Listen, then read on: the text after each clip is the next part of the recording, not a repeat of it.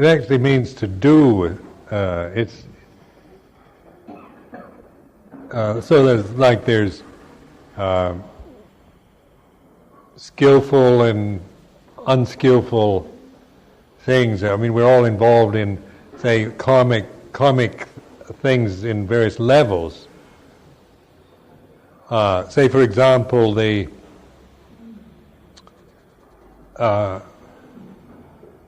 karma of being Jewish, where you're not even a religious Jew or anything. Maybe you're even a Christian or a communist or whatever. But the fact that you have Jewish blood, then if people are into persecuting Jews, they persecute you, not because of the karma of, say, the result of being born with that particular perception or that condition. So we're affected by, say, like what happens to America. If America, what the American government does, if it does something bad, then we all have to pay for it in a certain way. People will say, your country is, and they'll attack me, even though I haven't lived there for 30 years, and I don't feel particularly, patriotic about it, but yet you still get, blamed because of just the result of being born and being citizen of that country. That's like common karma, human karma. The karma of being a woman is something that all women share, whether they're Asian, African, European women, or, say, men. There's a common karma of being born into male form and just the masculinity factors that influence conscious experience. But what the Buddha was pointing to was the karma we make as personalities out of ignorance. That we can stop. We can know through right understanding of Dhamma, then we can stop acting out of ignorance, out of desire and fear, and then the actions we do have are still karma, but it's not personal anymore. It's not based on out of ignorance, or we're not reinforcing old karmic tendencies or character tendencies. But I like to think of like say telling a lie. Now, if I tell something that's untrue, there's a kind of knowing at the moment that this isn't true. And so the result is that even though if I tell a lie, at the same time I'm telling it, there's also a knowing. Sometimes you don't want to know, but there's still you're doing it. That's the result at the same time while you're doing it. You see, so it's an unpleasant result, because that feeling of being a liar or deceiving somebody is an unpleasant feeling. So that is, say, the result of an unpleasant result from an unpleasant, using an unpleasant means. That's on speech, because speech is very kind of immediate. Sometimes we do things out of good intention, but not out of wise understanding of something. So then we feel we're doing the right thing and the good thing, and it's going to benefit somebody else maybe. But we don't realize that it's not really very good for them, and so then we, later on we might realize that we've maybe corrupted somebody, like giving a bhikkhu £1 million or something. You might think that'd be a very nice thing to all the merit and give it to the Sangha. That might be the very, his weak spot. Disrobes, buys a Rolls Royce.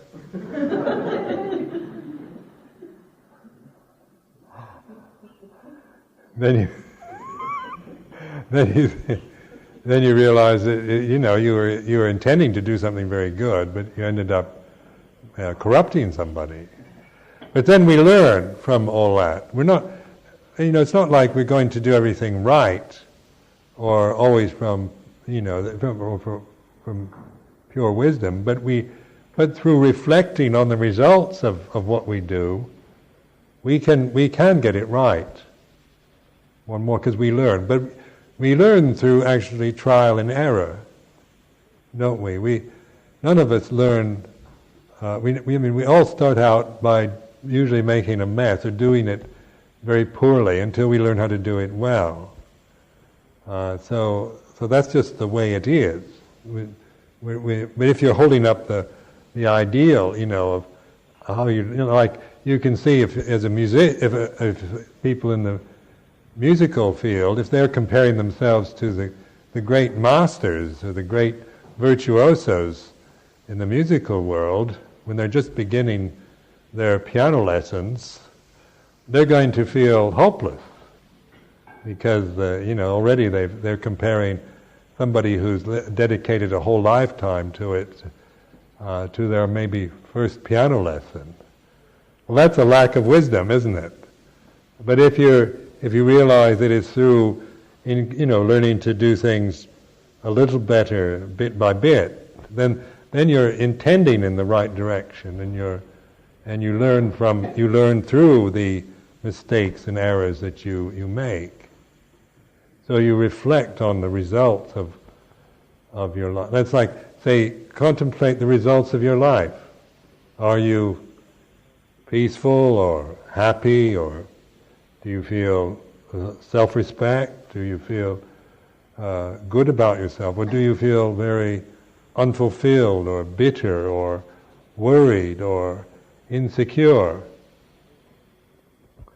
Now, it's not to say you should feel positive about yourself, but whatever way you feel, then by recognizing that, say, if you don't feel very good about yourself, then you can say, well, what do I do to feel good about myself, and what have I done in the past to make me feel this way? And so then you begin to see, like a lot of times, it's a habit. We've just developed a habit of being self-critical, so that there's it's not that we really hate ourselves so much. It's just a matter of we've become addicted to being critical towards ourselves, and that can be just a blind habit without any real, not because there's anything basically wrong with you, but it's just because you haven't seen that you've developed the habit. Once you begin to see that it's merely a soulless, empty habit, you can let it go.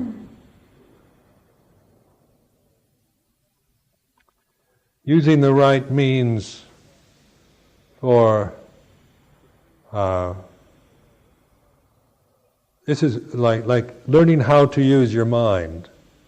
If your rational mind you can use, say, to make your intention very pure.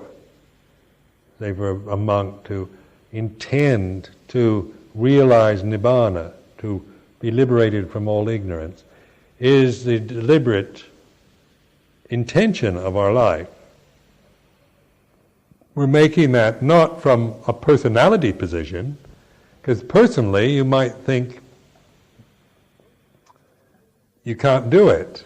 You as a personality or somebody, you might feel that you're not good enough to even assume that is possible. But say from using your ability to create this ideal and understand the ideal of realizing nibbana, making that your goal, your intention, then that helps to reflect, say, your personality view, how you feel about yourself, and the fears and feelings that you have about whether you can or can't, or should or shouldn't. So more and more one learns how to wisely use the equipment we have in in a way that isn't, that say our intelligence and our memories and our learning isn't kind of polluting our minds or backfiring in unpleasant, backlashing on ourselves. I think, if somebody was suggesting in Britain they should teach the law of karma in the school system, because actually children take to it quite well, because it makes sense. They can kind of prove it. Like if you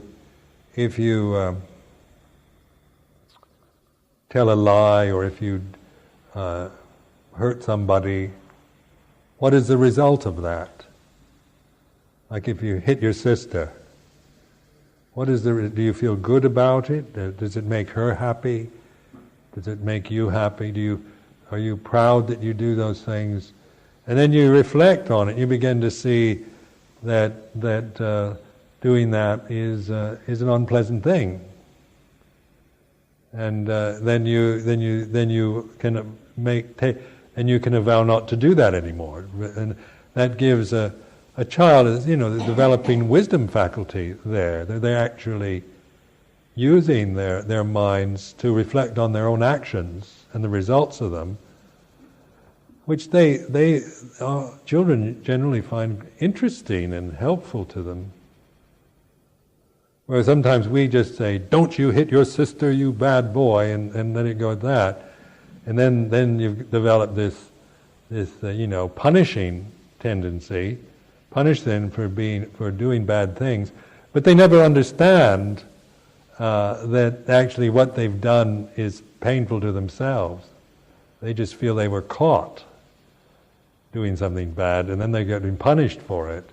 Where when you're actually teaching the law of karma, then you're beginning to see that your own bad actions are the misery, not the punishment that your parents give you, but your own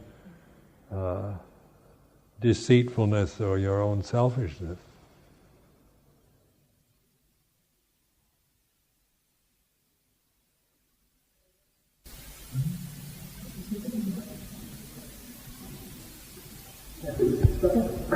Some people, I gather, identify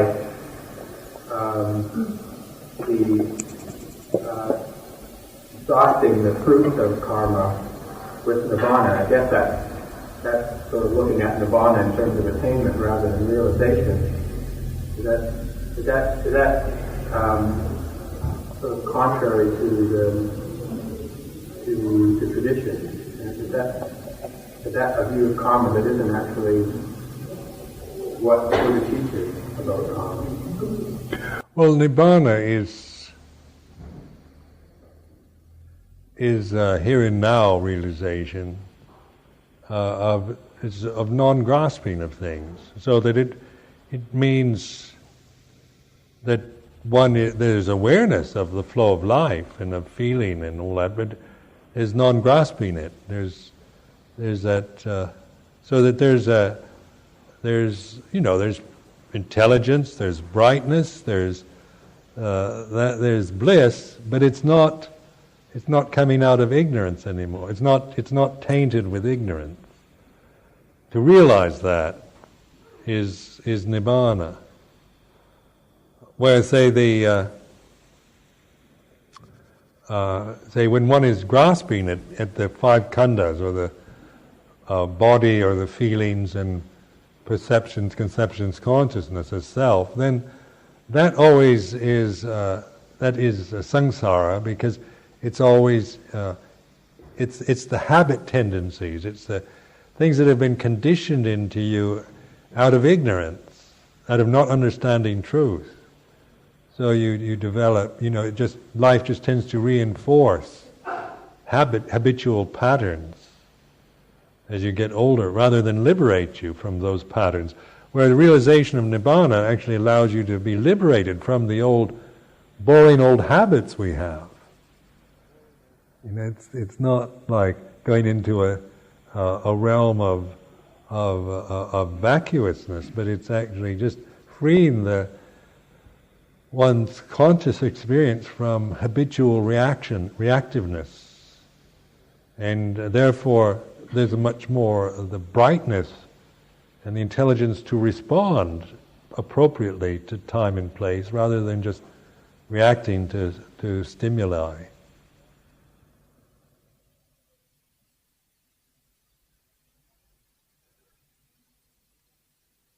Because the Buddha was over and over reiterated here and now, santiliko, akaliko, and these terms emphasizing the enlightenment here and now, nibbana here and now, not bound by time, liberating now. So it's and then the conditioned mind will interpret, will say things like, we've got to practice now in order to become enlightened in the future. You see, if that's the time, that past and future, or now as something, you've got to do something now in order to become something in the future, is the way your mind's conditioned to think. That's what thought is. Thought is around time, isn't it? I was born, I was, I am, I will be, the verb tenses, and then the ideals of the shoulds and how things should be and how they shouldn't be.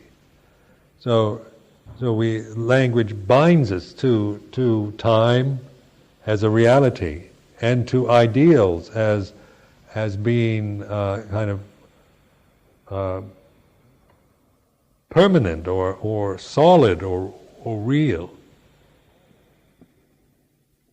So the ideals we have become idols that we worship, and the conditioning of the mind is continuously reinforced through life's experiences. I was, as you get older, I was when I was a young man, and when I was your age, and in the future, what is there for me in the future? Retirement or redundancy, or what will happen to me when I get old, and when will I die, and that kind of thing are what people regard as the real world, and that's their reality, is the I am in time, the personal biography, the personal attainments or lack of them, the worldly success or failure, the accumulations, make you,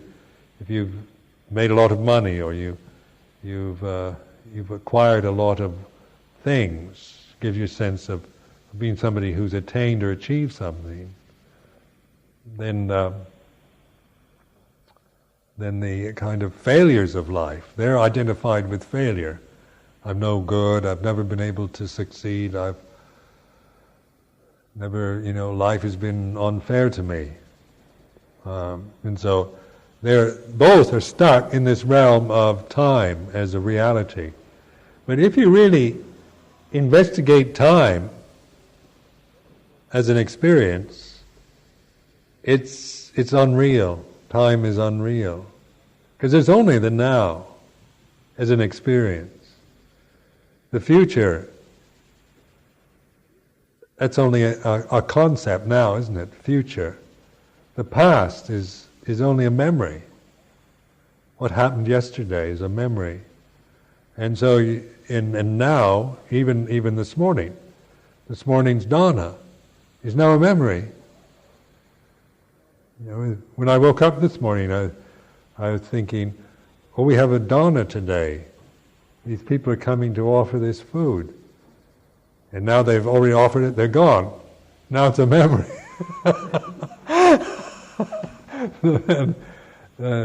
And now I'm sitting here, talking. So, but that's all there ever really is not the actual quality or conditions of the present, but the consciousness and awareness of this point now is where you establish where mindfulness is. It's why the Buddha taught mindfulness as the way to liberation, was because that's the the here and now is the only way you can, through remembering the here and now, then you can more and more trust in being mindful, rather than somebody who's got to do something now in order to make sure that you have enough for the future. Or that work hard now so that if you work hard, then you'll be rewarded by enlightenment in the future. And if you, because we look at meditation sometimes in the same way as if you're being paid by the hour.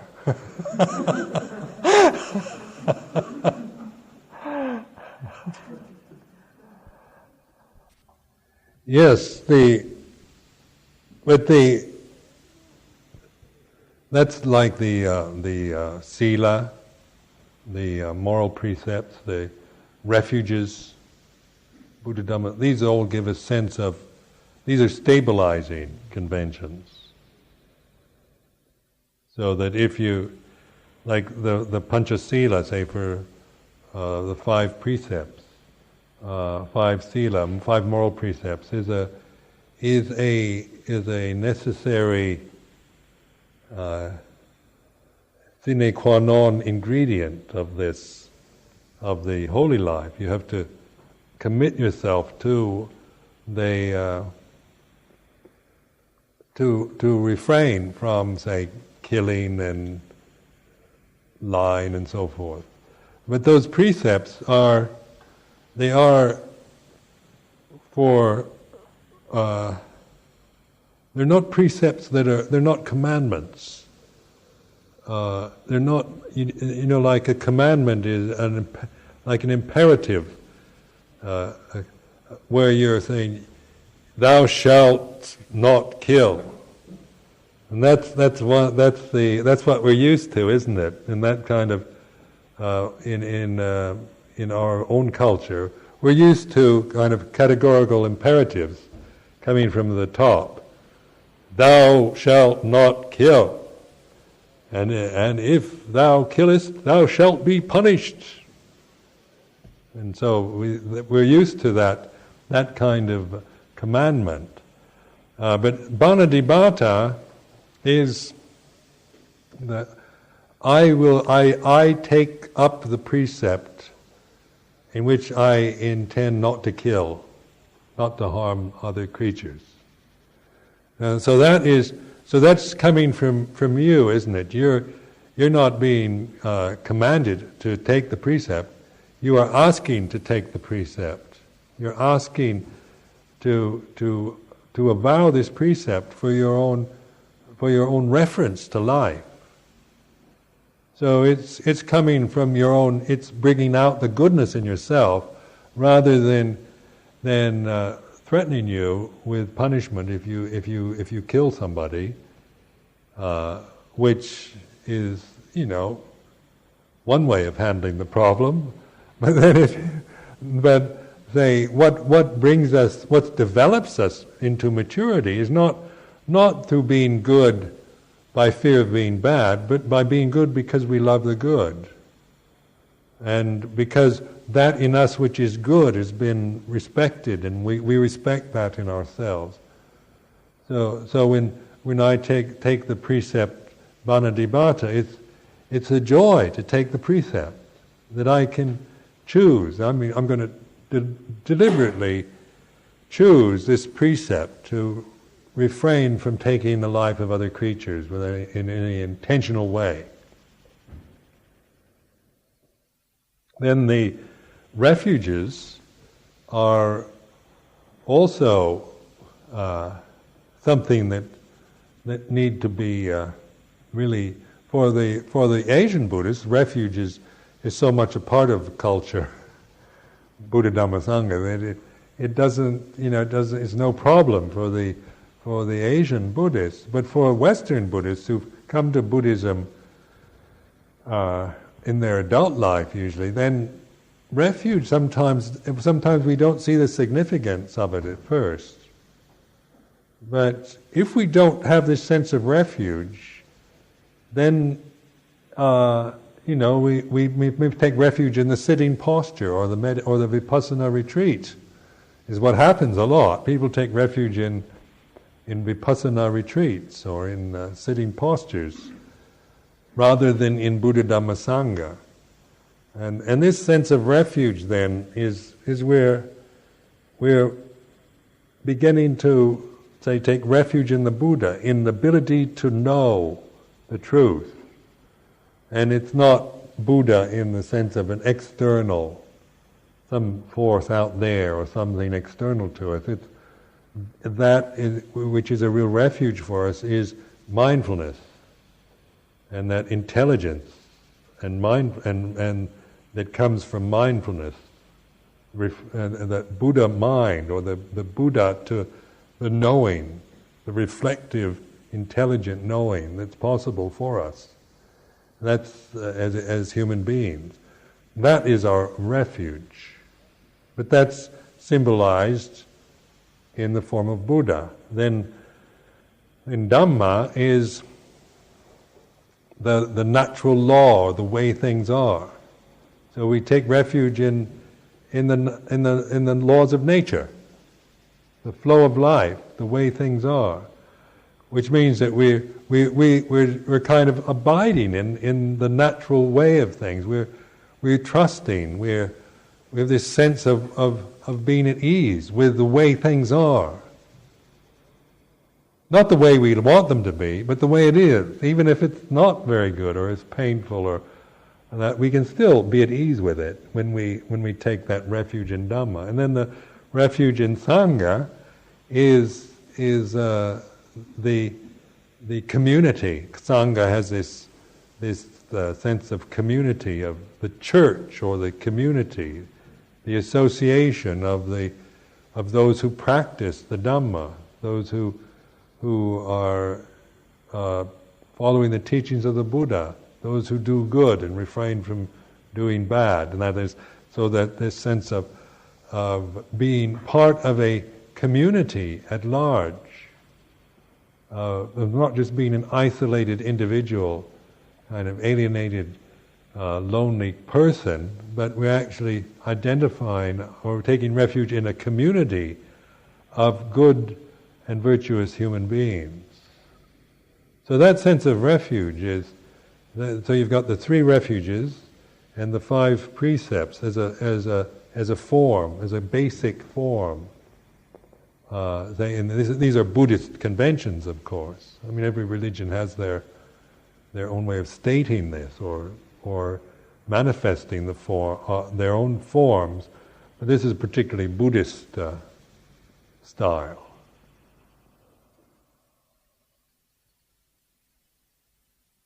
Like you hear, you don't have to keep moral precepts, all you have to do is be mindful. And so, I mean, some people come from up here, you know. You don't need 5 panchasila, you don't need 8 precepts, or all those Vinaya rules of the bhikkhus. That's just nonsense. The Buddha said mindfulness is the way to the deathless. All you have to do is be mindful. And so then that's true but not right. Right but not true. I mean, it's not wrong, but it's not right either. I mean, it's not absolutely right. But it is, because being mindful means that you are. But being mindful also means you're aware of the 5 precepts. where you think of you can just throw out morality and be mindful, and that's enough. That of course is the libertine attitude, the antinomian hope of that we don't have to bother with the form or the tradition or the rules or the precepts. And then there's the opposite side, which is you have to keep all the rules to develop your purity.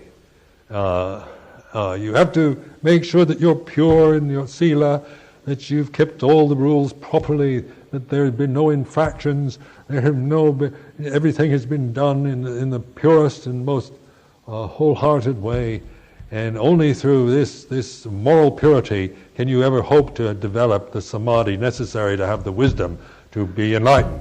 And that's the hardliner, isn't it? The moralist that says, so those are the two extremes, the kind of libertine, free spirit, and then the very conservative Puritan. Those are the two extremes that we find represented in various religious organizations, don't we? In Buddhism, Christianity, all of them, there's certain the very kind of hardliners, the fundamentalists or the orthodoxy, and then there's the liberals and the kind of modern or the libertarians or the people that have thrown out all those restrictions. But this is why the human mind isn't bound to choosing an extreme, is it? Like if you find that actually the rules and the freedom and mindfulness is the path to the deathless, or all you have to do is be mindful, is one way, that's a reflection, not a position to take. So we need to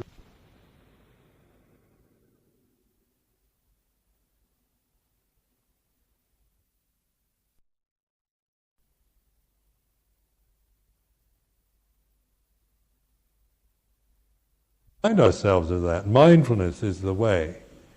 And when we become very kind of hardliners and worried and hung up on the rules, then we need to more reflect on mindfulness as the way, rather than reinforce the tendency to cling to rules and rituals. But if we're the opposite, if we think you don't need rules, you don't need traditions, it's a whole waste of time, just the Krishnamurti type of teaching, just monks and nuns and all that, it's all just rubbish. Just get rid of it and be free. Go out and love the world. And that's very attractive to the liberal spirit, the free spirits of life. But they need to they already developed this kind of great spirit, but they need to know how to contain and limit, how to work with limitation, how to use forms, and how to appreciate conventions and traditions and rules. Because then they'll find a balance. They'll balance each other out.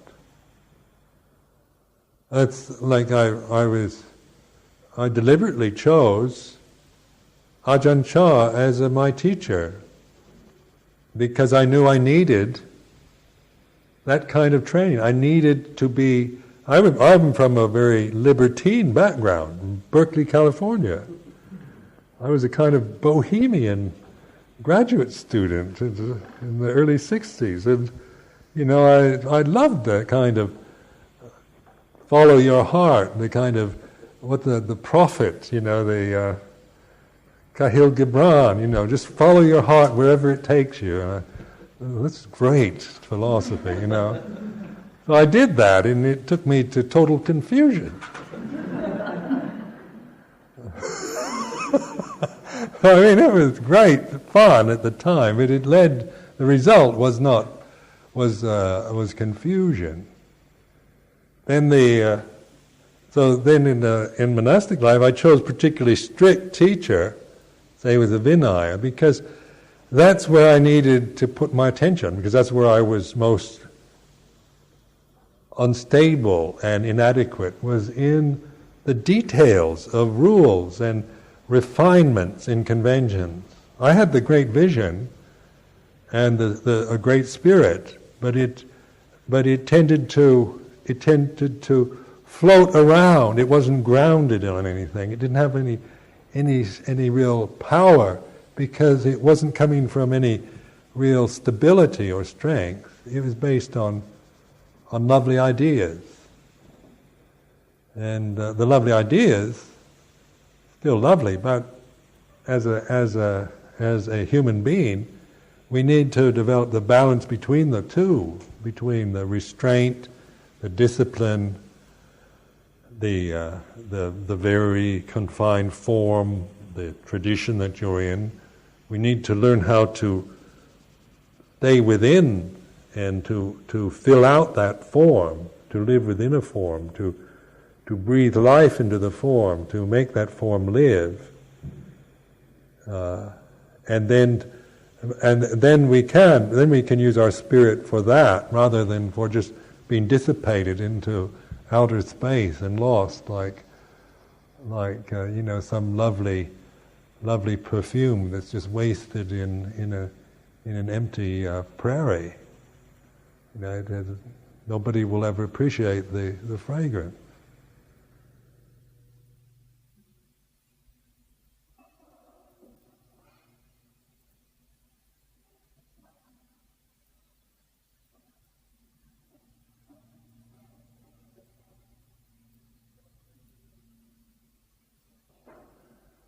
This is like the human mind.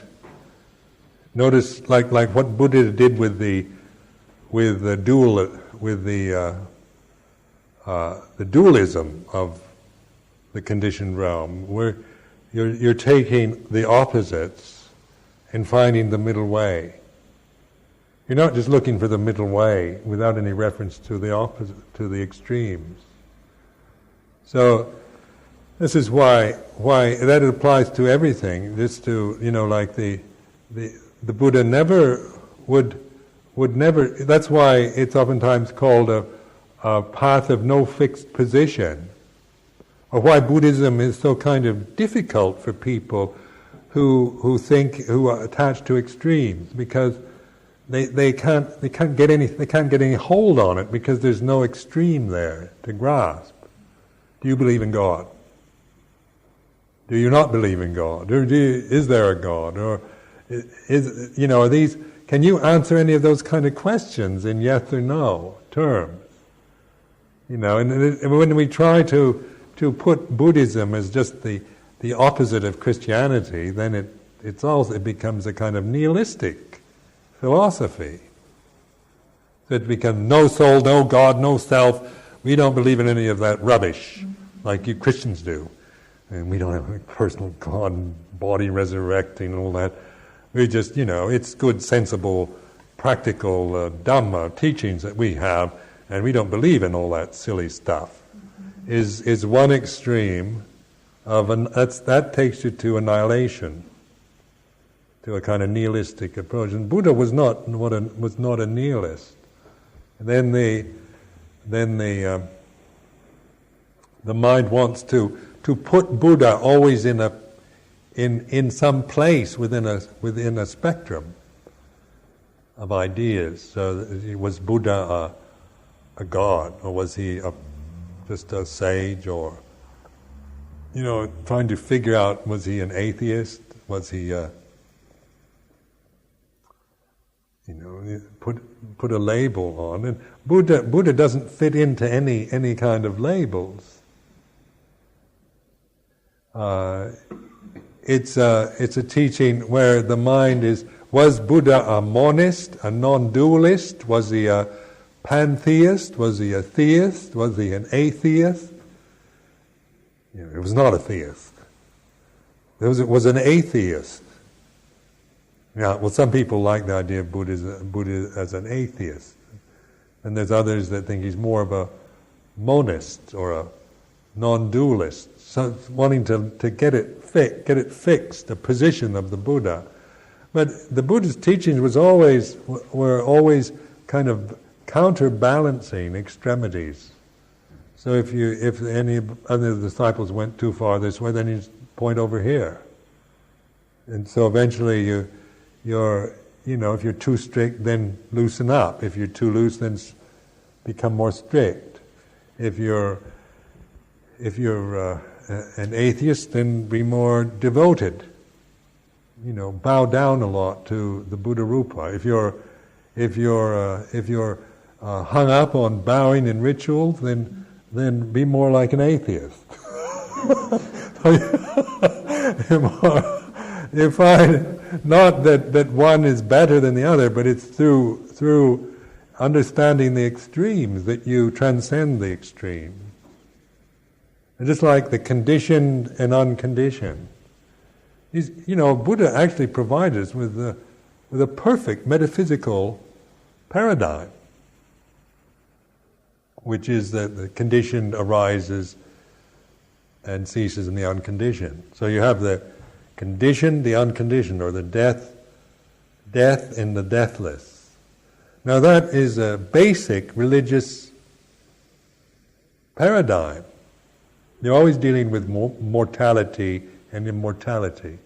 In religion, if it has no immortal goal or doesn't point to immortality, then it's not a religion. Religion is a duty or function of religion is to connect, to remind us or remember immortality or the unconditioned. Because we're very much bound into the conditioned realm through the body. The body is conditioned and it's going to die, and everything that we see, hear, smell, taste, touch, all our conditioned thoughts and feelings are mortal. And so this is the power and the kind of illusoriness of the conditions that we have, of being conscious in a conditioned form, is just such a powerful delusion that that religion's aim is to remind us of the unconditioned or the immortal. Now the materialist and the empirical scientist, they of the past anyway, has rejected the unconditioned and immortal as just rubbish, poppycock, not real. It's just airy-fairy thinking. And so that reality is more, say, material, objective material world. So that the real world is the world, the objects of senses is the real world for the committed materialist. This is real. This table is real. But but that is such an unsatisfactory world of tables and chairs.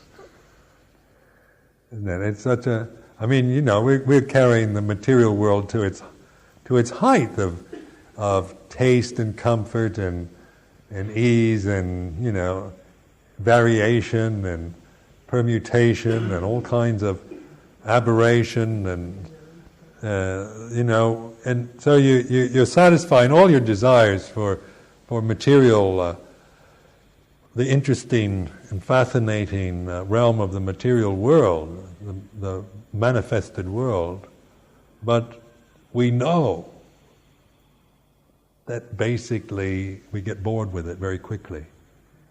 We just get so bored. The richer you are, the more you have, the more bored you are. Life is so utterly boring if all you're doing is going shopping and just accumulating things. So that religion then is that which is a convention which brings us back to the immortal or the deathless or the unconditioned. Well, the Buddha stated the unborn, uncreated, unoriginated.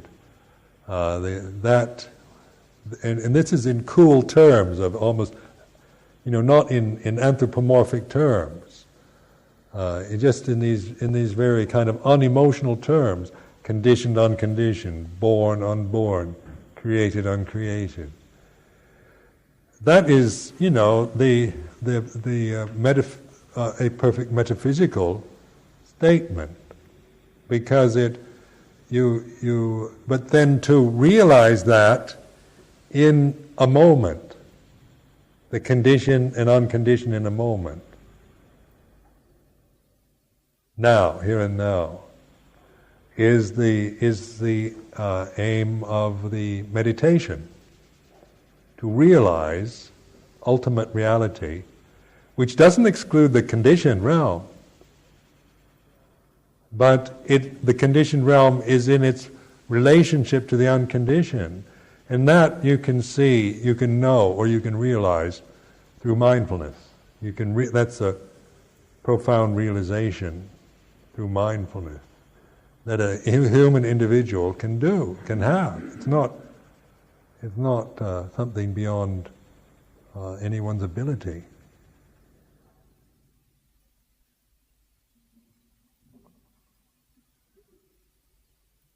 So it's quite wonderful, really. We can do it. But I think most of us have had an inkling or a sense for it or an intuition. And what brings us here, isn't it? What makes me into a monk? Or why I would devote my life to Buddhist monasticism is because of that aspiration, or that intuitive longing for realization, to understand things properly.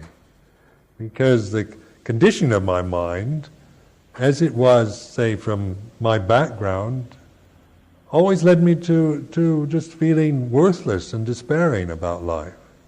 If I just followed the way my mind had been conditioned through childhood and through the experiences of life before I meditated, I just found it so depressing and boring and unsatisfying that I knew there had to be more to it than that, because that was just a bad joke. That was a most unpleasant way to have to spend one's life, just the kind of victim of the conditioning that had been given you.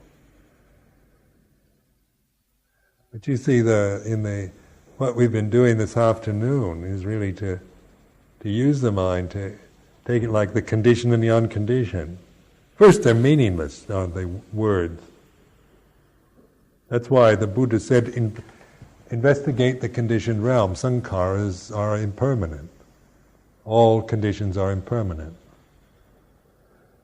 That helps you to get perspective on the conditioned, doesn't it? You start watching how things change. Because even though you can say, oh yes, everything's impermanent, it means that you're just assuming it is and going along with the idea, and you agree with the idea, but you've not actually noticed and really stayed with anything to see how things begin and end. And so in Vipassana meditation, insight meditation, you're starting out with the contemplating anicca, or impermanence, of the conditioned realm. And that implies in every possible condition, from a mental feeling to a solid object that you're looking at. You can be aware of it as something that began and will end. Then that condition, through seeing the anicca of the conditioned realm, your sense of identity with conditions, with the body and the mental states, is kind of destroyed. You don't see yourself anymore in quite the same way that you do before you've ever contemplated Dhamma. Then that sense of the anatta, the realization that what you think you are and what you believe you are and all the things you identify with are not self, and that's a nice thing to know. That you don't have to be anybody, or you're not fixed as a person. You're not just kind of a victim of your conditioning or your character or your karma. Anatta, shunyata, emptiness, nibbana, non-attachment, nirodha, cessation, viraga, desirelessness. All these are realizations of the way it is, based on on letting go of the conditioned realm, and then realizing what things are when there's non-attachment. Because when there's non-attachment, there's still consciousness and there's awareness operating. So then there's wisdom. Then you see the path very clearly of non-attachment, and just not getting, and it's not in suppressing anymore or indulging, but in just letting go and in non-attaching to things, and then the Eightfold Path is a path based on that profound understanding, but there's still right action, right speech, right livelihood. It doesn't mean you just kind of sit there and afraid to do anything, because you might make karma with it, or you attach the idea that you shouldn't attach. But it's right action, right speech, right livelihood comes from mindfulness and right understanding. So there's spontaneity, there's responsiveness to life, there's a whole realm of purity and beauty and bliss that one relates to the sensory world, the other people we live with, to the planet we live on. It comes not from the conditioning out of ignorance, but from right understanding of the Dhamma.